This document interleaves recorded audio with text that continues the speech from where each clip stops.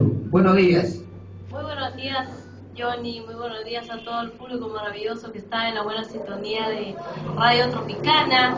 Les saluda Dianita Aguilar, con el amor y el cariño de siempre para todos los oyentes de Radio Tropicana en Huacho, Perú. Bueno, qué bonito, y nos sentimos contentos cuando nos visitan pues los artistas de trayectoria.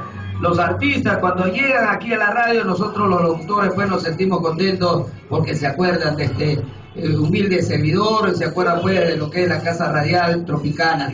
Y bueno, Dianita, ¿cuántas producciones tienes ya en tu haber? Bueno, en esta oportunidad Dianita Aguilar está presentando su tercera producción musical.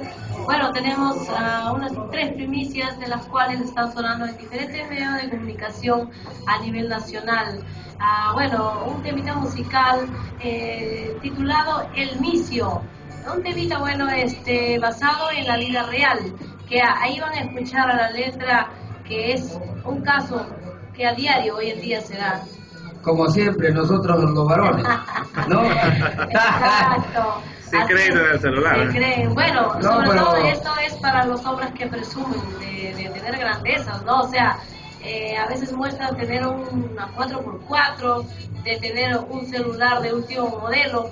Al fin y al cabo no tienen ni crédito para llamar. Te envían un mensaje mismo. De repente el celular es prestado.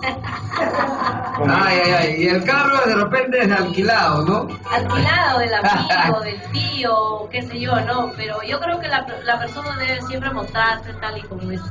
Muy bien, Dianita, vamos a escuchar este temita, este bonito tema. Preséntalo, Dianita, preséntalo.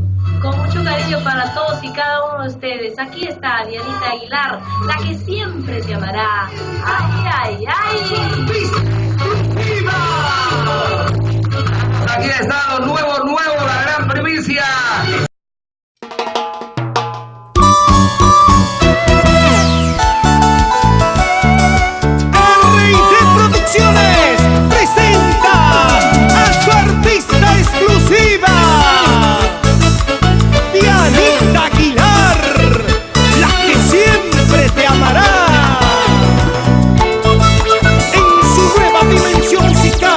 Presenta esta canción, El Micio.